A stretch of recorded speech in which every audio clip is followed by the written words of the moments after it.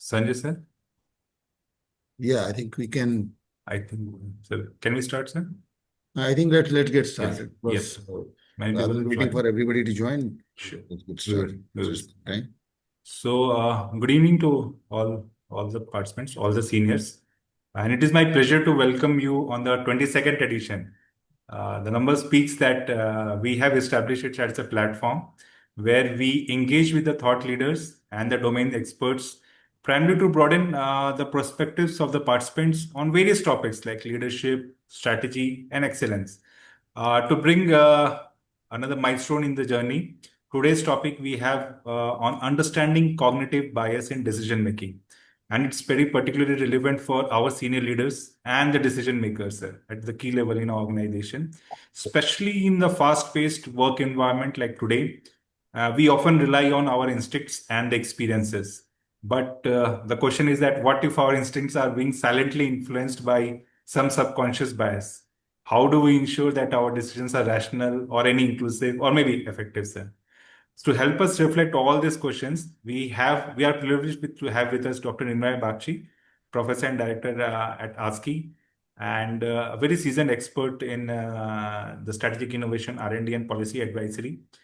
But before we come to this, sir, may I now request first Sanjay Dhar, sir, CGM HR L&D, with charge of EDHR L&D, for setting the context of this very pertinent and very apt topic, sir. Uh, Sanjay, sir, please. Thank you, Rajesh. And once again, I'd like to thank Baki Saab for his kind consent to take this session. And I welcome all the participants. And incidentally, it happens to be MTI Foundation Day today, so sir kindly acceded to our request. We thought the most appropriate way to celebrate our Foundation Day is to share knowledge. Uh, Yes, sir. so we are having this session today. Uh, just to set the context of why this topic is relevant to us and why we asked Baki Saab to discuss on this topic. Please appreciate that one of the big bugbears in our leadership journey and the kind of question that keep getting asked every time is the speed of decision making and the quality of decision making. And a lot of us tend to see these as trade-offs, that if we make fast, then quality will get affected. And if you want quality, then we'll have to wait for a lot of time. But the environment doesn't allow for, that kind of hiatus. Uh, so how do we really, reconcile these two? And not let errors creep into our decision making is a very important concern for us. Uh, so from that perspective, the topic is most relevant. The second issue is that in the public sector context, many a times we tend to see errors in decision making as uh, driven by motives. But many a times error in decision making happen because of cognitive biases. Uh, and cognitive biases are a natural process. They are not character flaws. They are a natural thing that happens to everybody. So we need to appreciate that aspect also. We need to appreciate that we are all vulnerable. It can happen to any of us. So from that perspective, also it's very important that uh, we try to understand what cognitive bias is. We try to understand how it affects our working. Uh, we try to understand and acknowledge that it can affect any of us. And if we are on guard, we can actually, take countermeasures to ensure that our decision making does not get affected adversely by that. So I think with that small brief, I'll leave it to the experts to share more insights with you. And on my behalf and on your behalf, I welcome Baki Saab to take over. Rajesh, over to you again. I think that's all I Thank wanted you, to sir. do to set Thank the you, sir. context. But before we listen to Bakshi, sir, let me just quickly and briefly introduce our distinguished speaker. Dr. Nirmaya Bakshi is Dean and Head College Park Campus and the Director for PGDBM. Sir is a Professor and Director Center for Management Studies at ASCII. Uh, and sir also holds PhD in Business Management and has worked extensively on national and international assignments including with the Ministry of Steel, DST, DRDO, UNICEF. The list is very long and many others also. He has worked on policy frameworks, innovation, management, leadership development, and has also directly contributed in various national initiatives also. And Dr. Bakshi's interest includes economics of R&D, cognitive behavior in strategic decision making, and also performance management of scientific organization. Sir brings with him both the academic depth and also a practitioner wisdom in the today's conversation. So without further much ado, sir, I hand over to you and looking forward to hear from you, sir. Thank you, Rajesh, for a rather lengthy introduction of my CV. Much of it is, because of my experience, and I do not know if it is because of any other reason. But I'm very glad to be here, and thank you for inviting me. I thank Sanjay ji for having me here, because what I'm going to talk today is something which I have also experienced in my life, and I see many of us experiencing it and glossing over it, and in the process, either losing opportunities or taking completely getting blindsided. Very, very seasoned people getting blindsided because of these kind of biases. So, before I start, I just want to give you an overall background as to how this entire topic has emerged. Presently, cognitive bias and its associated branches are taught as part of behavioral economics uh, and has got a large, uh, what should I say, fan following in academia, uh, which has resulted in several Nobel Prizes recently in the field of behavioral economics. It has got its own this thing in the world of behavioral finance also, because uh, if everybody was rational, then the world will not have options. It is because of the fact that we are all not rational beings many of the times that the world of opportunities also open up for us. So it all started basically, economics in its purest forms consists of or considers human beings as rational beings, means given a certain set of incentives, a human being is supposed to react in a certain way. Now, that was the traditional way in which economics considered human beings. Then came about a gentleman called Herbert Simon. And what Herbert Simon did was he gave a concept of that yes, human beings are rational, but our rationality has bounds. So he brought in the concept of bounded rationality. And he got a Nobel Prize for that. Very simply speaking, what is bounded rationality is simply this. Let's say, since I know Rajesh, so I probably take his example. Let's say me and Rajesh, we go to buy a second-hand car. I don't know anything about cars. Let's say Rajesh is an expert in automobile technology. Now, when we go to a second-hand car shop and we look around a few cars, maybe we start a few cars, we drive around and come back. Who do you think would be in a better position to take a decision about that second-hand car? I am not in terms of value that one gets. Obviously, it is going to be Rajesh. Why? Because as an individual, he knows more about cars. So by listening to some vibrations, the sound which a car makes, the way a car drives, he will be in a position to take a better informed decision than me, who knows nothing about cars. Which basically means that the decision making which I make and Rajesh make are going to be two separate decisions. Okay. My decision has a lower bound in terms of the lack of knowledge that I have about cars. His decision has got a higher bound, higher boundary because of the more knowledge that he has. So that's the first concept of boundary or bounded rationality. So even though we are rational human beings, both of us, the choices which we will make in terms of buying a car, second-hand car, will be completely different. His choice, probably he will be able to drive a better bargain because of his knowledge about cars. Me, not so much. Okay, let's get back to this example and let's say that me and Rajesh, we both want to buy a second-hand car. I don't know much about car. He knows a lot about cars. But we are both given 30 seconds to decide on a car. What happens then? Obviously, the choices we both make are going to be suboptimal.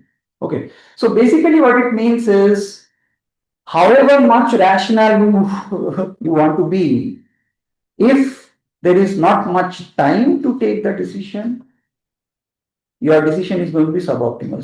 So our rationality is bounded by information that we have or knowledge that we have, as well as the time taken to make the decision. Okay. So this was basically and there are elaborate mathematical formula and mathematical, but essentially the concept says that, well, human beings are rational, yes, but our rationality has got limits. Okay.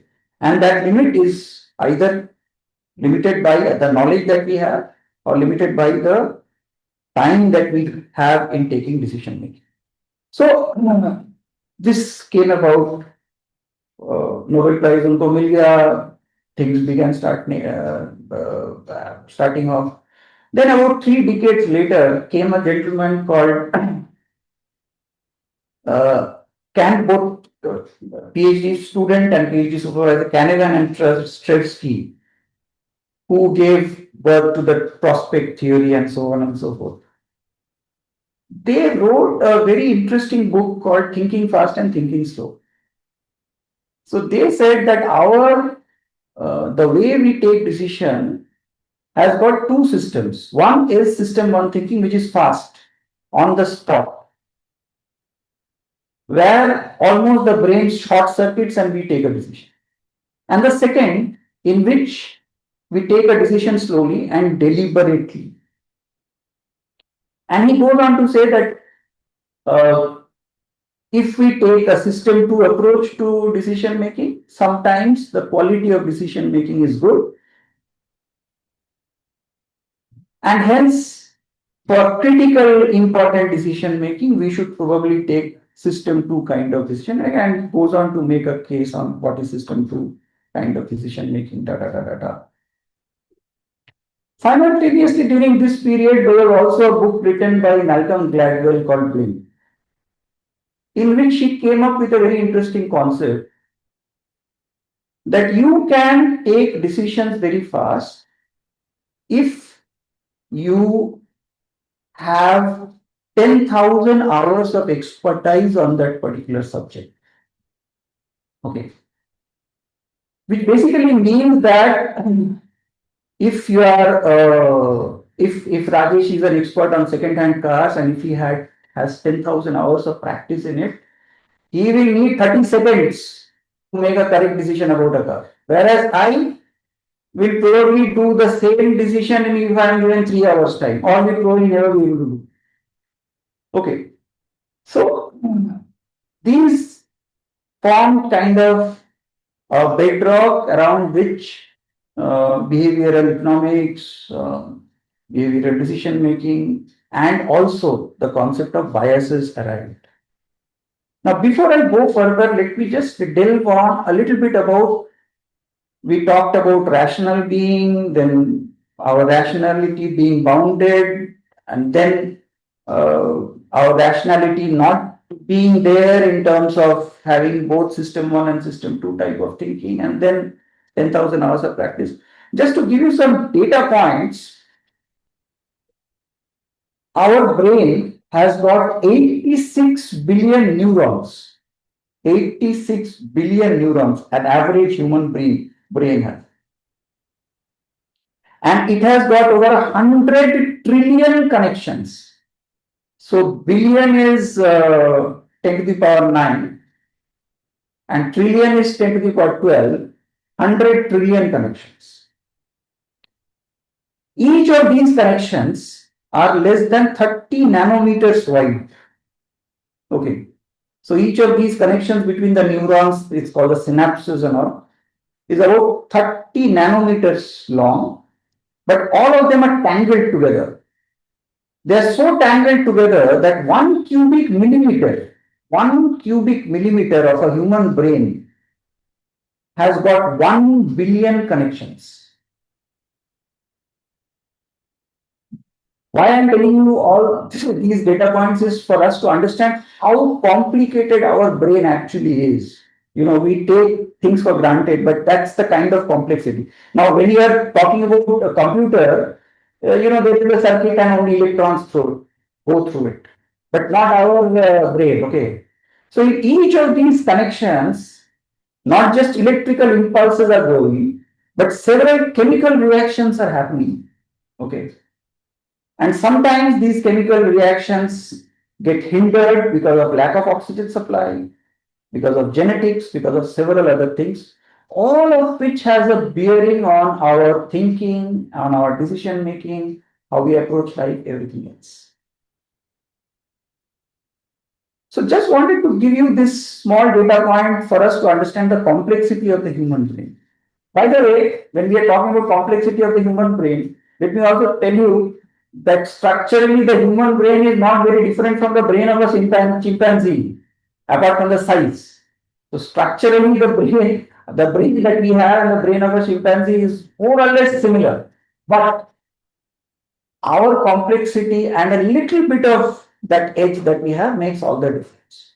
And that difference is basically everything that matters. Now let us come to the main topic of cognitive bias. But before we can come to the topic of cognitive bias, there are several associated biases. We talk about bias in a very, very commonplace way also. So these biases can be of two types, essentially. One is we are conscious of our bias, and then something called unconscious bias. Conscious bias is when you have a certain belief system which you are aware of, and it comes from either culture or some value system that you have, and you know about it. Okay, you know about the bias, and you are quite open about it. That is conscious bias.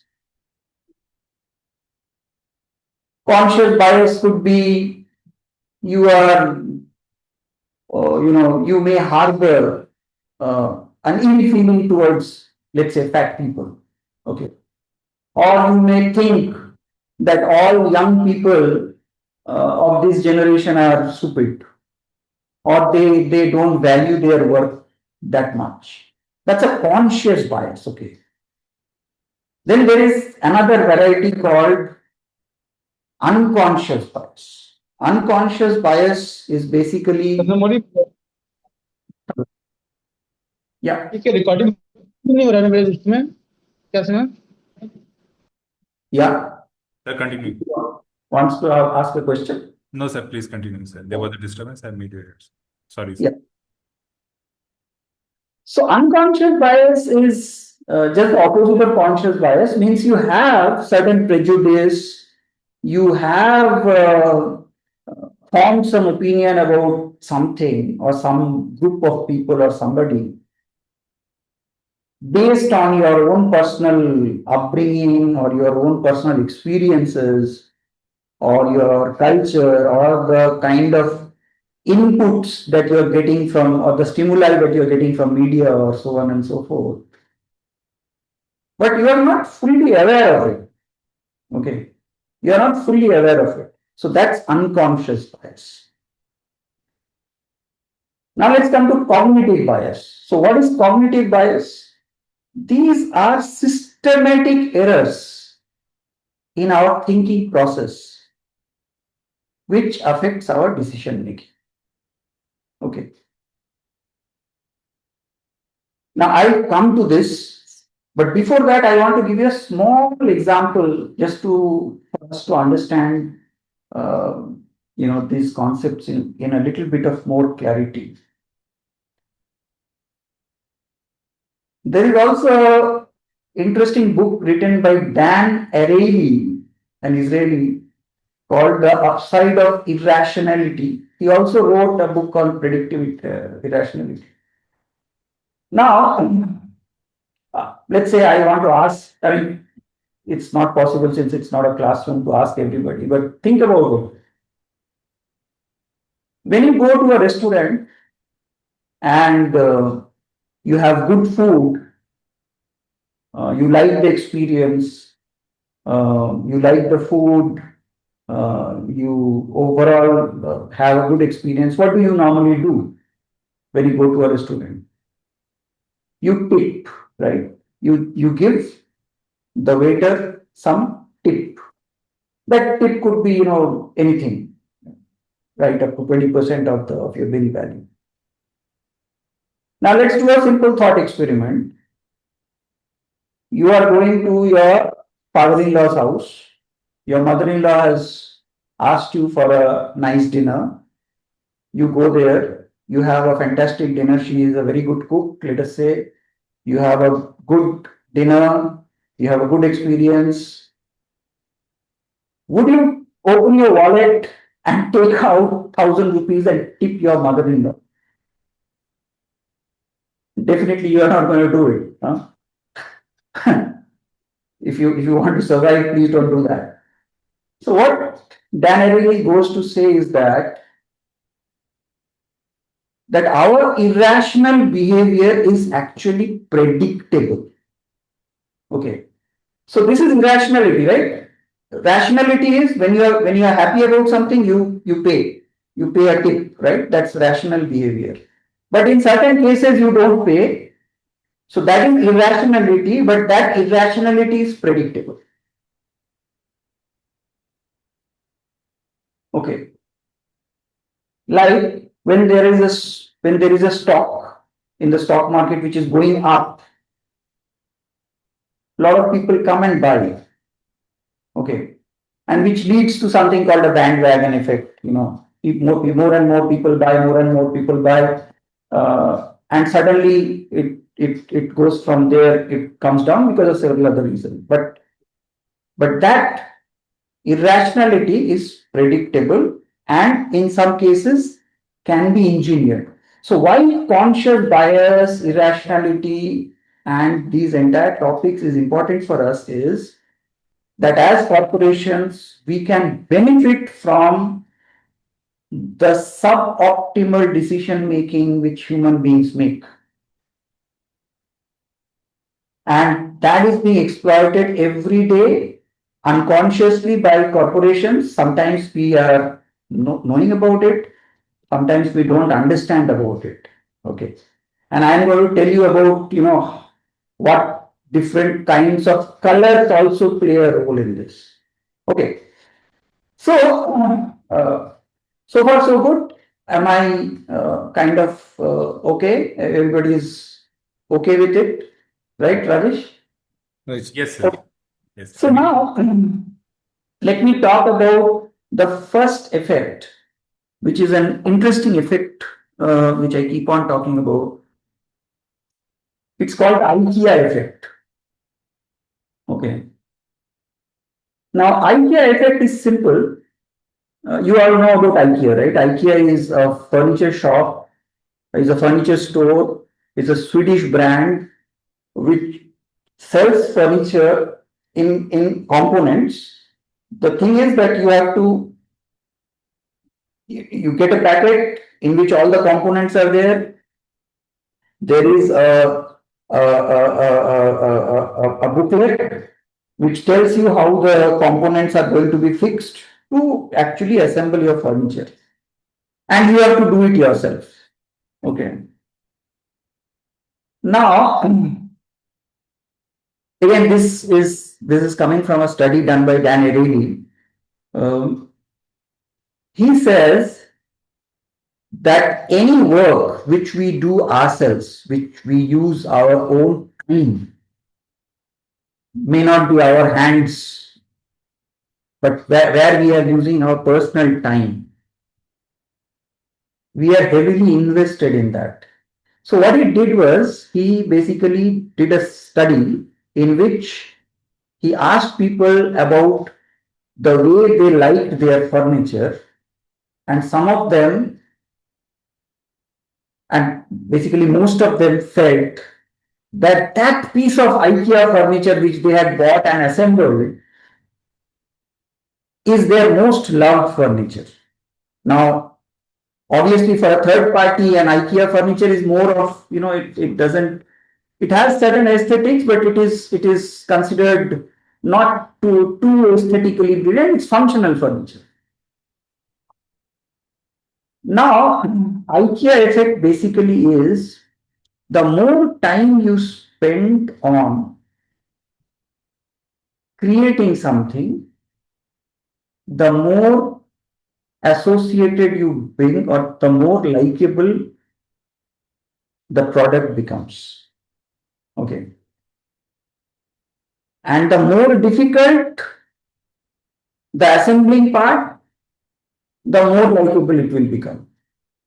Okay. So what is, or how are corporates utilizing this? You may have gone to several of these pizza shops, which allows you to design your own pizza topping.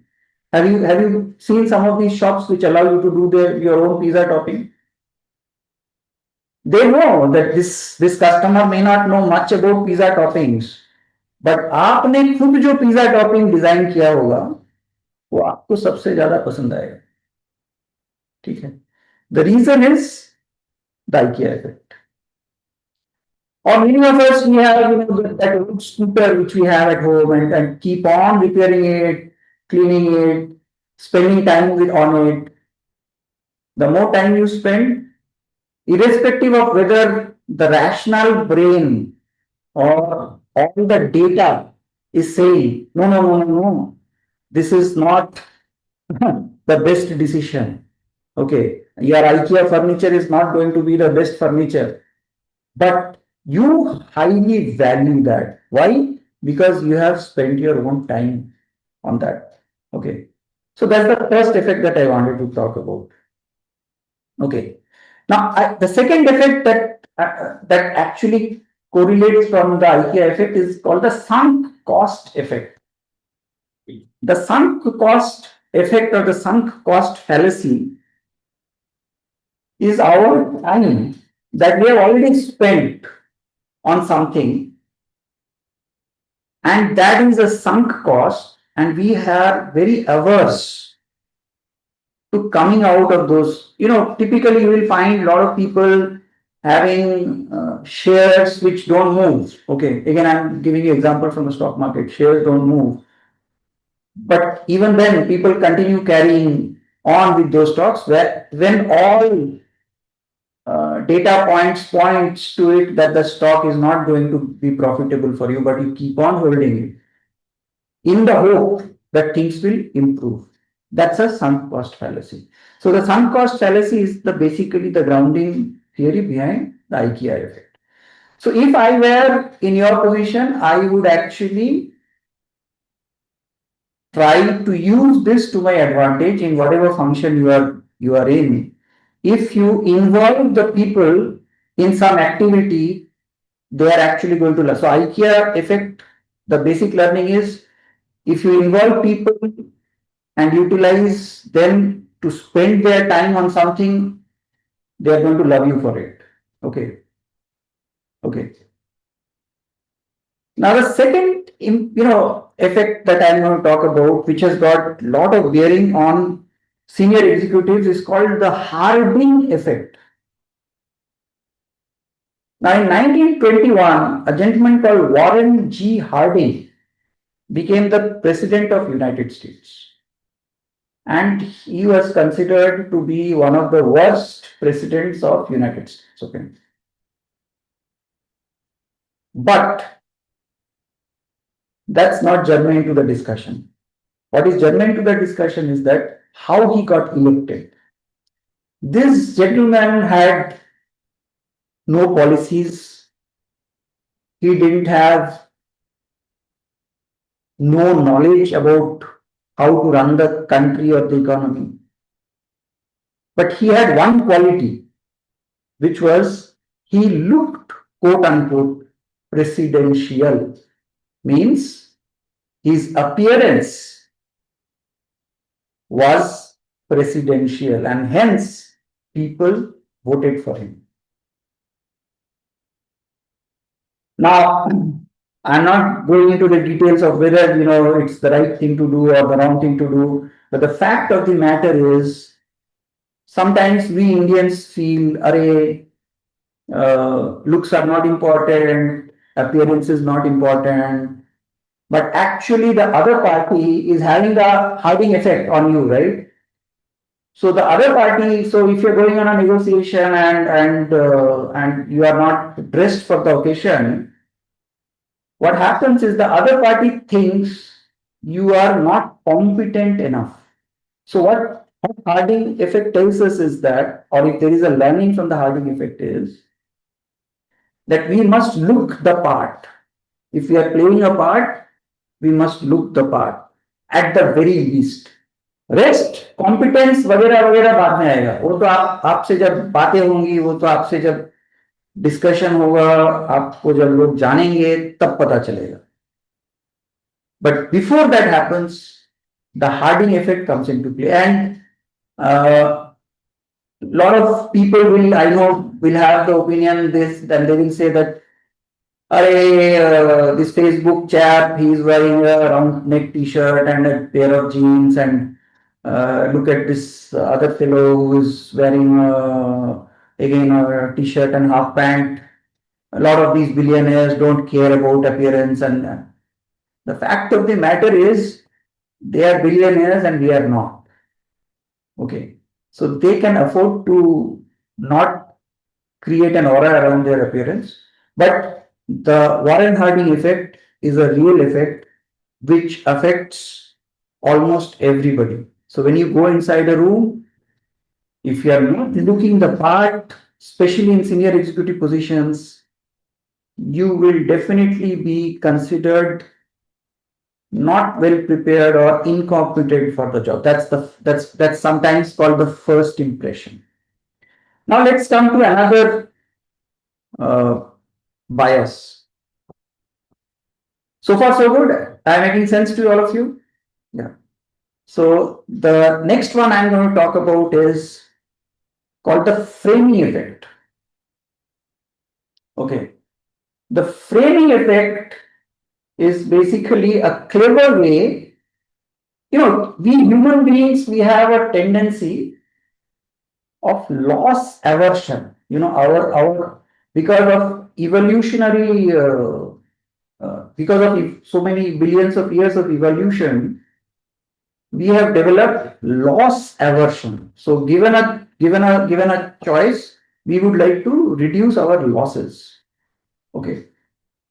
So when we know something is bad about us, if less is said about that, we will take a decision which is favorable, even though data may point to be the same. For example, some of these, chips and some of these savories that are sold, packaged food, they will say 90% fat free. Okay. Now, because of the plethora of literature about fat being bad for us, we know that we should avoid fat, right? So that's kind of the favorite top information that we already have. So how these savory companies, they are exploiting that is this 90% fat free means there is 10% fat, right? So instead of saying 10% fat, they will say 90% fat free. So that is the way in which you are framing the narrative. The minute somebody sees that, oh, fat is bad for me, so that is less in this product, you are likely to purchase it. rather than saying 10% fat. Fat is bad for you, right? So you don't want fat in that product at all. This kind of thing, and I can give you hundreds and hundreds and hundreds of examples of this, is called a framing effect. You basically, and framing effect works very closely with loss aversion. आपको अगर पता है आप negotiation table पे हो, दूसरा बंदा how he is calculating loss, and loss can be on several terms, right? Loss can be monetary loss can be time loss can be several things. But if you know what is loss to the other party, and if you frame your negotiation or your proposal, which gives a loss aversion to him, and you frame the question in such a way, the likelihood of you going through or your negotiation going through is very, very high. Okay. So this is again a cognitive bias which people have, which we can exploit. Okay. Then there is something called Dunning-Kruger bias. Okay. Dunning-Kruger is these two gentlemen, they did a lot of study, and they found out that if an individual knows less about something, his confidence will be very high about that particular topic. Okay. So it's actually inversely correlated.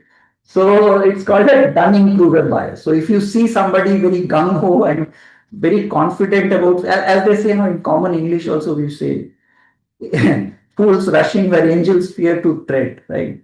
So you will find very, and typically it happens to newbies, you may have newbies in your companies and they may be very gung-ho about something, very confident, but if you dig deeper, so this is again a bias that we all have. So when you get these people, you can tell them, you are suffering from, or sometimes it is called overconfidence bias also. But this is again a bias that sometimes newbies have, or people who know a little bit about these some topic have. The next bias I'm going to talk about is called a hot hand bias.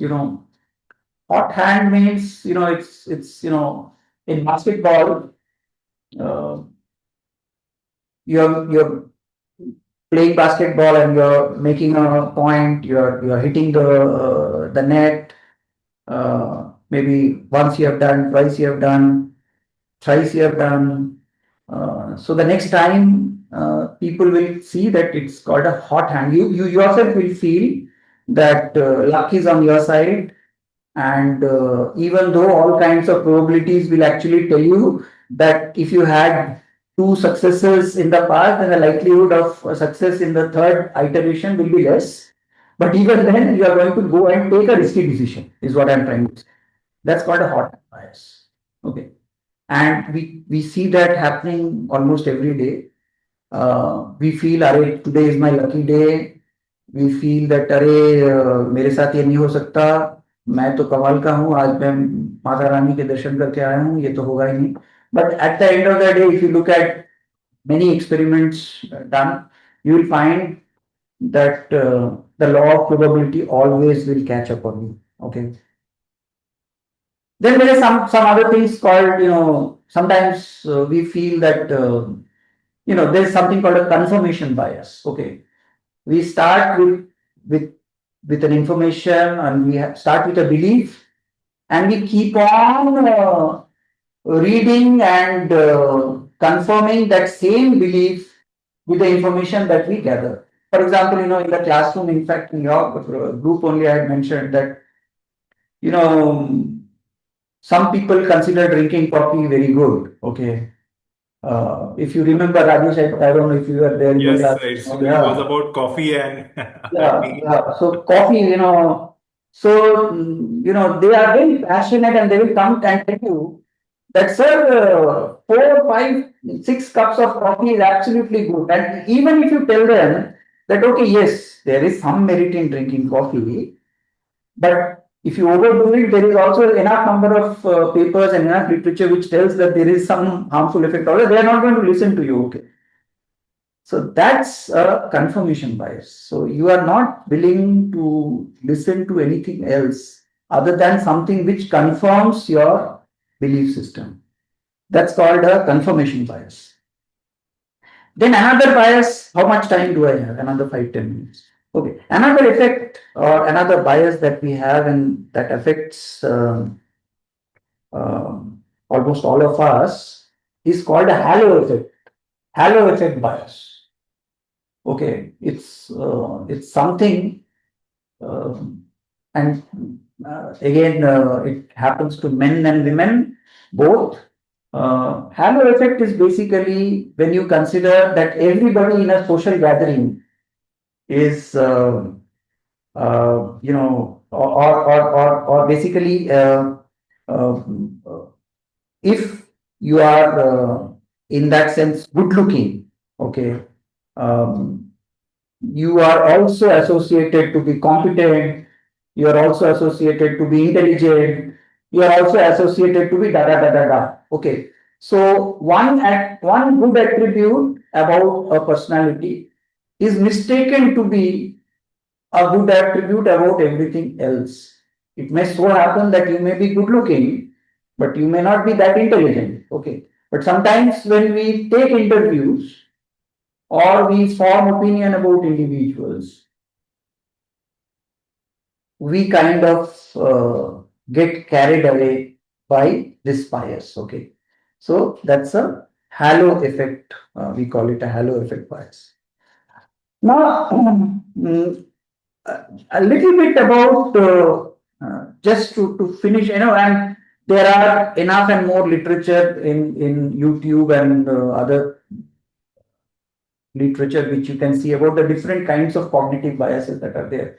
And let me tell you, there are at least 96 different types of cognitive. I have just maybe listed out 10 for you. But one thing I wanted to hit upon, um, which sometimes we ignore, and that is the use of color in nudging and in generating typical kinds of behavior. So what has happened is, because of our years of, billions and billions of years of evolution, we have associated different colors. No, halo नहीं है साहब, वो HALO है. I am responding to the chat. Halo, वो जो ऊपर में होता है, हाँ, halo effect, that's correct here. So, because of billions of years of evolution, what has happened is we associate certain colors with certain themes. Like human beings associate red with danger. Okay, why?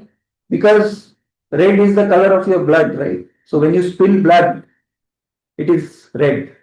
So when you see red, the immediate emotion that the emotion which evokes in you is that I have to be urgent about something. This needs urgent attention. Okay. So if you are if you want to convey something urgent, put it in red. You will have done the job, because definitely you have the attention of everybody. Okay. If you want something to be calming, green. Why? Because years of seeing vegetation, lush green fields, trees, and things gives us that effect. Blue, again, is something which is associated with trust. So if you want something to be, associated with with trust and so on and so forth, you can use blue. Yellow and orange are used by, these e-commerce sites. They know very well how to use these colors. So, when they want people to take immediate decisions, they will have colors which evoke that kind of emotions in you. Okay. For example, orange is something which has got specifically the orange, which is almost like fluorescent orange. It evokes a decision which is like immediacy. Okay, so these may not, we see that every day. Okay, we see color every day, we see people behaving in a certain way every day, but we don't give credence to it. It is time now for us to actually start giving credence to these things, because uh, almost all of our decision making is actually biased. So it's not that we want to remove the bias from us. That's not possible. Our job should be how to use the bias to our advantage. For example, there is something called nudge theory which has come about recently. And again, some example I give pretty often. Have you seen those, steps wherein they say one step, 0.1 calorie or 2 calorie or something, two step, 3 calorie, and that like that. If you climb like 20 steps, you burn this kind of calorie. That is playing on your loss aversion. Okay, and it is nudging you to take a certain kind of decision. So all of these are connected actually. So your loss aversion is what? You want to avoid bad health. You know that losing calorie is avoiding bad health. So how do I nudge you to take a certain decision? I don't want my escalators to be filled. I have a staircase beside an escalator which is empty. Okay, खाली रखूंगा, कोई नहीं जा रहा है उसके ऊपर, सारे लोग एस्केलेटर से जा रहे हैं, मैं उस पर सिर्फ लिख देता हूँ एक step 5 calorie, 2 step 10 calorie, 3 step 15 calorie. I don't know, I mean there must be some scientific reason behind each step का कितना कैलोरी होता है. And I am not saying we misrepresent facts. We write whatever calorie is there, that if you take one step, it is X number of calories. But the minute you write that, it is playing on your loss aversion. Okay, मैं तो अभी good health के तरफ जाऊंगा, तो good health के तरफ कैसे जाता हूँ? एस्केलेटर नहीं लूंगा, स्टेप लूंगा.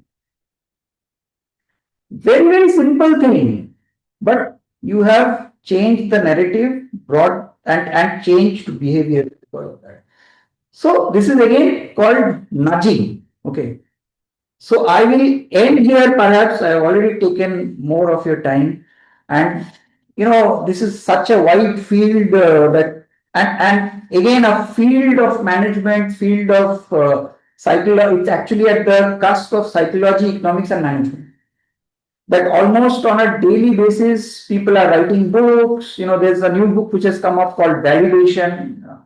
There's a new book which has come, A Brief History of Intelligence. I think you can probably go through it. It's by Max Bennett. Again, fantastically written book. Validation एक book आई है. And let me tell you, the more artificial intelligence becomes popular, artificial intelligence penetrates, these kind of behavioral traits will also become very, very important. So I will end here, and if there are any questions, I will be happy to take those. Good evening, sir. Good evening. Myself, H.S. Singh, GM Projects at Bokaro Steel. Yeah. I want to know a little bit about the biases within the teams, because we in the project department, we works in the team. We are having near about 3 to 4, 5 teams when we go for the commissioning or something else. If I am as a project manager, I am with one team and 2 to 3 teams are in the remote, then I had experienced that lots of biases within the between the teams are there. So is there any readout is there, or will you deliberate something about that, how to reduce it and eliminate it? नहीं, देखिए, bias again, it could be conscious bias which your team may have. Like, I'll give you a conscious bias example. I have seen many people in their 50s, myself included, who think people in their 20s are lazy. There's a common bias which we have, that अरे हम लोग जब 20 के थे, 20-25 के, हम लोग तो हाथ गंदा करके काम करते थे. इन लोगों को देखिए, इनको सिर्फ एसी रूम में बैठ के काम करना है. कॉमन बायस है, ठीक है. This is a conscious bias. You know that you have this bias and you are explicit about it. ये दिक्कत जो है ये सॉल्व करना बड़ा आसान है। ये आप 4 लोग बात कर लीजिए, कोई आपको पॉइंट आउट कर देगा कि भैया आप में तो ये बायस। Unconscious bias is a much more difficult thing to have because we ourselves don't know we have that bias. Okay. Like many people have a bias about uh, the gender, different genders, or many people have a bias about different religious groups, or many people have different bias about different streams of education. I have routinely heard of, people from science background or engineering background have a certain opinion about people who are from the arts background. Okay. And vice versa. Okay. So these biases are sometimes unconscious. So ये unconscious bias जब है आपको जब realization होगा या फिर certain decisions which you take, if you reflect on it, you may be able to actually understand कि ये bias unconsciously मेरे में है। अगर आप उसका फायदा उठाना चाहते हो अलग बात है। अगर बायस जो है वो नेगेटिव तरह का बायस है, you may want to actually rid yourself of those bias, you know. And there are several ways of ridding yourself of those bias. You can practice what is called conscious behavior. Okay, where we consciously do certain things to reinforce something in our mind. Okay. Thank you, sir. Actually, when prejudices are not there, at that time when we are thinking in a different way. Prejudice नहीं है, हो ही नहीं सकता। We are all prejudiced people. Prejudice तो होगा ही। Corporate world में prejudice का फायदा कैसे लगाया जाए वही।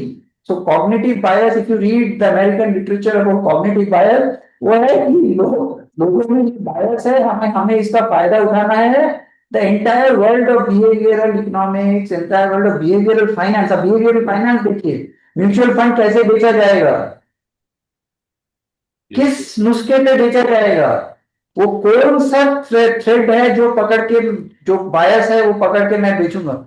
It's becoming more and more refined. The products which we are seeing and which we are buying every day, we are not buying because of their intrinsic value, we are buying because of our inherent bias, our cognitive bias. Many times, I'm not saying all the time, but many times. So this happens regularly. Thank you, sir. Thank you. Thank you. Thank you so much. Nice question though. Yeah. Anyone from the participant, you can come forward, share your thoughts also, and any questions if you have. Sir, good evening, sir. Good evening. Sir, myself CGM, Vinod Singhal, CGM Marketing in CMO, sir. Actually, I was just trying to know how to distinguish that which bias is good or which bias is not good. Because what comes key biases are as such there, but maybe at times we are having a bias which may be detrimental to the teamwork or our organization, but sometimes it is desired also. So how to classify it that yes, we should go for it and we should debunk it? विकास साहब, ऐसा है कि बायस अपने आप में बुरा या भला नहीं होता है। ओके, बायस तो बायस होता है। जैसे समझ लीजिए, let us do another thought experiment. Do we have another 5-10 minutes? Rajesh? Yes, sir. Yes, sir. Let us do a simple thought experiment. Let us say that again, I will, take the indulgence of Rajesh. Let's say Rajesh और torsion. Torsion सबको पता है torsion क्या चीज है, जंगल का राजा torsion. ठीक है, समझ लेते हैं कि राजेश और टार्जन 2 दिन से भूखा है। ठीक है, और एक दरवाजे के बाहर राजेश और टार्जन खड़े हैं। दरवाजा खोलता हूं, दरवाजे के अंदर में एक ऐसी टेबल सजी हुई है और there is lot of food available on the table.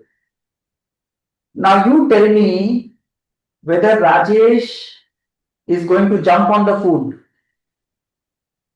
He has not eaten for 2 days. Let us say 3 days. No, he will not jump on the food. I hope not. Right? Nobody has told him not to. But will Tarzan jump on the food? Definitely yes. तो difference torsion और राजेश में क्या है? राजेश को किसी ने explicitly बताया नहीं कि वो खाने के ऊपर जंप नहीं करना है, वो तो भूखा है, उसका जो एनिमल इंस्टिंक्ट है वो बाहर आ रहा है.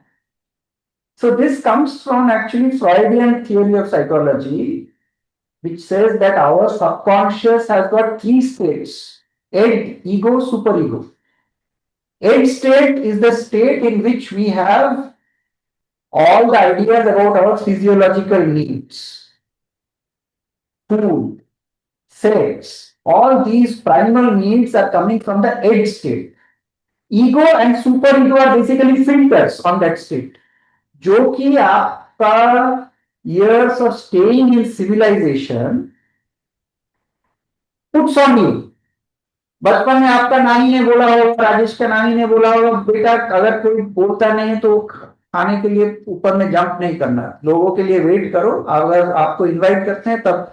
तो years of staying in civilization has created these filters. Okay. So, and this is absolutely in our unconscious mind. Okay. So the thought will not even come to Rajesh's mind, a conscious mind, that he can jump on the food. Whereas Tarzan, who have not been, जिसके filters week हैं, क्योंकि वो civilisation में रहा नहीं है, उसका add state में वो जो ये होगा, उसका एड स्टेट में आइडिया आया कि मैं भूखा हूं, मेरे को खाना है, फिल्टर कुछ है नहीं, जंप करेगा खाने के ऊपर. तो हमारा जो ये फिल्टर सिस्टम है, ये अच्छा या बुरा ऐसा होता नहीं. नथिंग इज गुड और nothing is bad. Good and bad is judgemental, right? The fact of the matter is that we have these filters. और ये फिल्टर, आप जो बात कर रहे हो, प्रेजुडिस की बात कर रहे हो, ये अगर बचपन में आप ऐसे एनवायरनमेंट में रहे हो कि जो चीजें आज हम समझते हैं कि ये उचित नहीं है सोसाइटल पर्सपेक्टिव से, जैसे हम में बहुत लोग ऐसे हैं who don't consider women to be our equal. ऐसा है, and still we have such people, isn't it? In our society we still have people who don't consider women to be equal to a man. ऐसा ऐसा ऐसा specimens कम हो गया है पृथ्वी में, but ऐसे हम लोग हैं ना. तो ये जो लोग हैं, ये अनकॉन्शियसली समटाइम्स सोचते हैं, और इनका जो अनकॉन्शियस सिस्टम है ये इसलिए हुआ है कि इनका ये फिल्टर सब स्ट्रांग हुआ है बचपन से.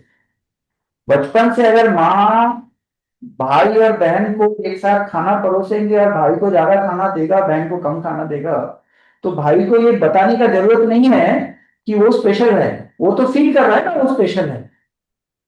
तो वो जब बड़ा होगा, 30 साल का होगा, वो 25 साल का होगा, वो क्यों सोचेगा कि me and somebody else are similar.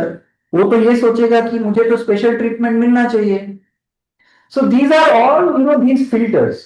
तो ये बायसेस, जिसके जो बायस से एफ्लिक्टेड है, वो सिम्टम दिखा रहा है, वो डिजीज नहीं है. वो डिजीज तो सोसाइटी में कहीं और है. वो evidence of that is coming out as a symptom. जैसे बुखार होता है, बुखार तो कोई डिजीज नहीं है ना, it's a symptom of a disease. और हम लोग जब we from the world of management and psychology, we don't consider anything to be good or bad.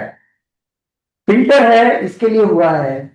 Good और बैड तो आज का सोसाइटी में जैसे हम बिलीव कर रहे हैं, कुछ चीज गुड है तो गुड है, अभी कुछ चीज अभी आज के सोसाइटी में हम बैड समझते हैं, वो बैड है. Have I been clear? Sir, Sir, but as you told that the biases affect our decisions, right, Yes. sir? Yes. So how do we control these biases so that we make what you get not judgmental decisions, we make unbiased decisions? देखिए बड़ा मुश्किल है, it is very difficult. क्योंकि हम जो decision लेते हैं ना, हमारे को स्टिमुलाई आ रहा है, जो स्टिमुलाई आ रहा है वो उसके परे हमको डिसीजन मेकिंग में बड़ा डिफिकल्ट है डिसीजन लेना. But one way of looking at it is, if you read about these kind of cognitive biases, and if you take conscious behavior मतलब जो कि हर वक्त पॉसिबल नहीं है, कि आप कुछ चीज खरीदे उससे पहले आप जितना सिस्टम टू थिंकिंग में जाना चाहें, मतलब you want to give time to that decision. You don't take a spur of the moment decision. If you have gone to buy a chips and potato chips and something, you look at the back, you see that इसमें salt content कितना है, इसमें फलाना content कितना है, ढिंका content कितना है. अब उसमें से आप between 10 bad choices, you take the least bad choice, you kind of activate your system two process and try to have, if you want to use some mathematics, then use it, जो possible है नहीं, but अगर थोड़ा सोचें आप खरीदने से पहले, ज्यादातर आपका बायस अफेक्टेड नहीं होगा. These biases get affected because time limit also comes into play. Okay. जैसे एक और एग्जांपल मैं क्लास में बहुत ज्यादा देता हूँ. You know, beer and diaper. You know, there is a famous example in of Walmart that they wanted to increase their beer sales, and one of these young marketing guys, they came up with the idea that let's have this rack of beer beside the rack of diapers. Now, why the hell? The reason being that in America, unlike in our country, on weekends, you know, weekdays, the lady of the house manages the kid, but on weekends, sometimes the lady of the house will go out with her girlfriends and spend the night out. And what this guy is going to do is he's going to have, you know, to take care of the kid. तो वो diaper खरीदेगा. जब diaper खरीदेगा वो सोचेगा कि यार मेरे को तो अभी 4-5 घंटे बिताने हैं, तो वो एक क्रेट बियर भी खरीदेगा. So these are some of the things which you use. You know that these cognitive biases are happening with people. Most of the time you try to take advantage. You try to use it to your advantage.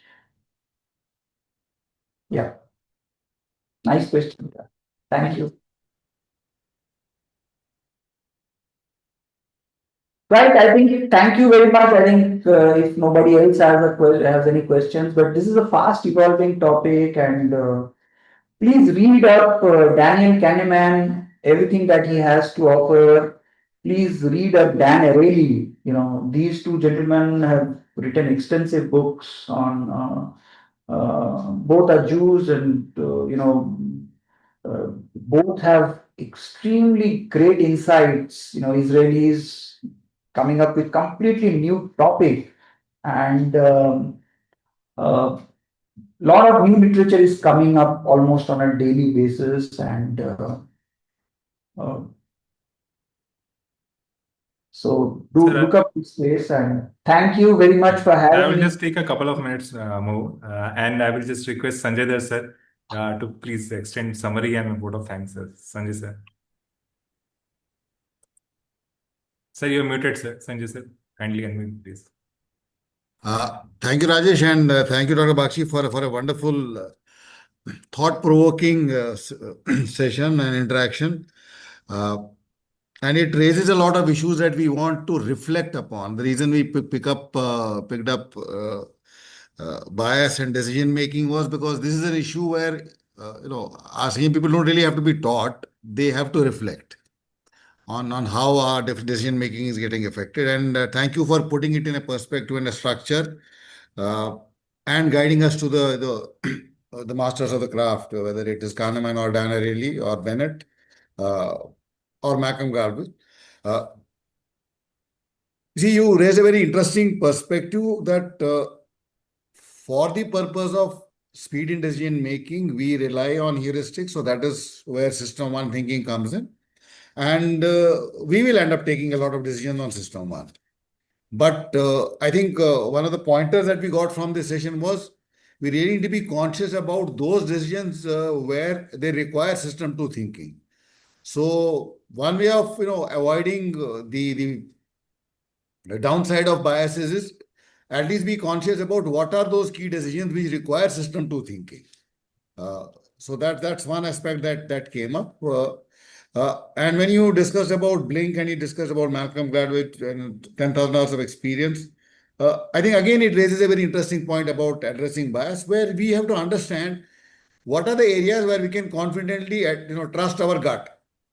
and what are the areas where we should not trust our gut feeling. I mean, sometimes what happens is we get carried away. Absolutely right. In fact, I forgot to mention that the laziest organ that we have is actually our brain. It always looks for shortcuts. It's always looking for shortcuts, and actually, it is fooling us. Okay. So the bias is because it's trying to fool your, it doesn't want to, वो सोचने का काम नहीं करना चाहता है, वो खटाखट decision लेगा. तो उसीलिए this 10,000, if you are an expert on some matter, if you have 10,000 hours of expertise on something, by all means go ahead and take system one thinking. System one thinking. You are likely to be right. But अगर आपको expertise नहीं है उसमें, then if you take split decisions, bias आएगा. Sorry, I just interrupted. No. In fact, I'm just crystallizing what we have discussed and what I picked up from your interactions and what you shared with us. And again, that implication of the IKI effect for us are, one is to sometimes understand our own rigidity in terms of holding on to certain decisions because we are vested in it. So that is many times acts as a barrier to change. And the other effect of that is the implication of us for consultative processes in the decision making. So you might arrive at the same decision on your own, but if people get a feeling that they have also worked at it, it might get more accepted in our organization. And instinctively we know this happens in our organization. And you talked about the Harding effect, about appearances or our general feeling, of looking the part affecting our decision making. It works both ways for us, and many a time for our company it works adversely because we have not been giving a lot of credence to appearance or the first impressions. And this is a feedback that we've been getting in the PSB also in many cases, that our candidates many a times don't appear directorial. so so that becomes a challenge for them. So I think despite our grounded appreciation for the core competence, I think for it to come into play, we first need to overcome that barrier that you might get rejected simply because of appearances. So that executive presence, that as a focus on executive presence that we are trying to give in our L&D interventions uh, is relevant. I mean, so we really need to figure out that once you have made the first impression, then your competence and other things and qualities and character will shine through. But let's at least build that connect. So that's very important for us. And the other important is that when we are judging our people, the need for giving it a pause and really going beyond the appearance to figure out who has value to create is also important for us. So it works both ways. We might also be, getting too easily impressed by some people. So that's also important because many a times I find in conferences and all that, we assume that the suited booted people from the other organizations are smarter and savvier than us. It's only when you start asking them some difficult question you discover that they don't really know much other than maybe better English. So that's a very important thing that happened. You talked about the framing effect, and it's also important for us because uh, the frame of reference that we use for addressing a problem will determine the approach we take for solving it. So I think in a lot of cases, if we want fresh ideas, we need to start, looking at things from a different perspective and frame it differently. We might get a different set of solutions. Many times we tend to get stuck despite. So I think in our organization and for all of us, sometimes that getting stuck is because we are not changing the frame. We are only pulling on harder on the same point. So that's a very interesting way of looking at things. You talked about the Dunning-Kruger effect, and I instantly had a laugh at that because I've seen it happen too often, where somehow a little bit of knowledge, especially when you start in the initial stages of ignorance and we get something now, we tend to disproportionately start feeling very confident. And most experts have a certain hesitance in giving their opinion. So they will always kind of condition it with. So what happens is we tend to dismiss the opinion of people who are a little bit hesitant and will take some time in giving their opinion.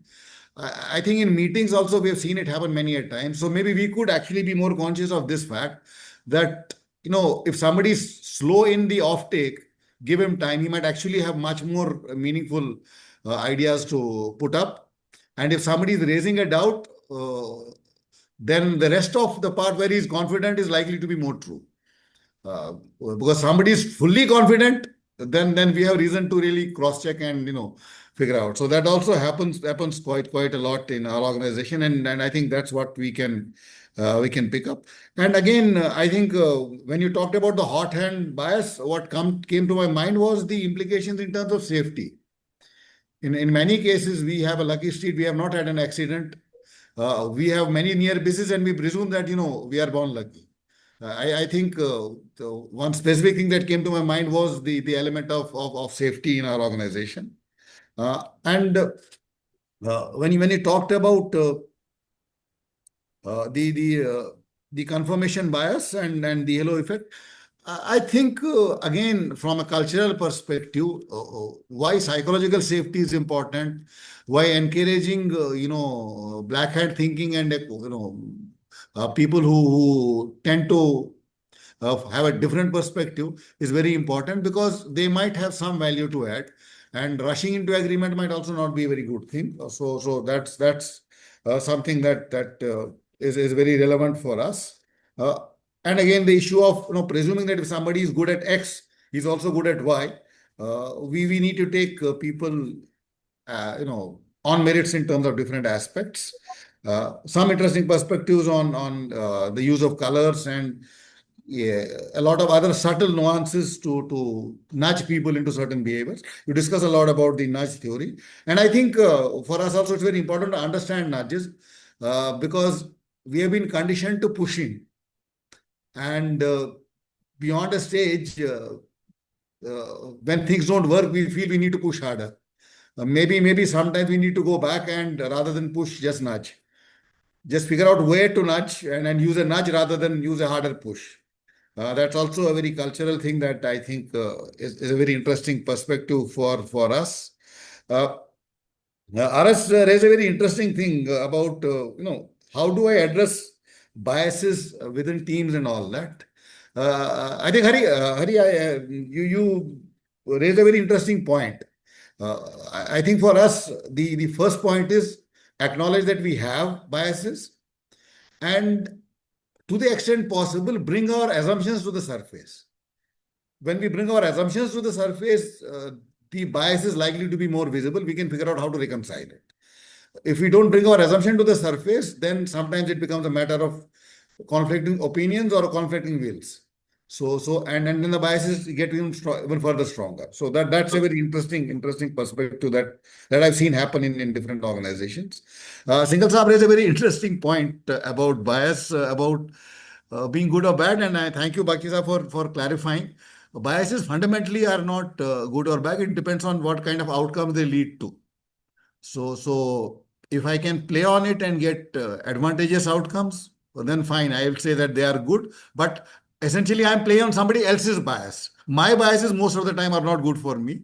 They only limit my decision making. But playing on somebody else's bias might work for me. So Singhal Saab is a marketing guy. I'm sure he'll play on a lot of biases of the customers. So that part is there, but not being conscious of our own biases might limit our decision making and lead to something. And then again, when Sriman talked about, Panaji talked about, how do we control the biases? I think uh, awareness leads to empowerment. Uh, More than control, I think awareness is the first step. And I think that itself will put in a lot of protective mechanism for ensuring that we don't get into biases. So interesting food for thought, a lot of books to refer to, a lot of reading material. I'll just like to add my 2 pence there. Dan Ariely is a fantastic speaker. He's a very beautiful sense of humor. His style of speaking is fantastic, and he's a good TED speaker. So if you immediately don't want to read a book, just search on YouTube for Dan Ariely and search for his TED videos. And he has a very peculiar way of describing human behavior. which you'll find very funny. We'll find very amusing. So it actually is going to be very entertaining. So on our foundation day, I wish you all new insights, new awareness about our biases, and new perspectives on human behavior, including our own. And once again, thank you all, and thank Dr. Bakshi for such an interesting session. And the ease and felicity with which you discussed this issue. We just had a 1 hour nice adda. But a lot of stuff packed in. So thank you very much. Thank you, sir. Thank you, sir, and wish you all the best. Thank you, Thank sir. you so much. Thank you, and my felicitations to MTI for the Foundation Day. Thank you so much. sir. Thank you, sir. Thank you. Thank you, Bye-bye. sir, for sharing the insights and reflection. Thank you. Thank you all the participants, sir. Thank you. Thank you, sir. We'll meet again No, no, it's good. next episode, new topics, sir. Thank you. Right.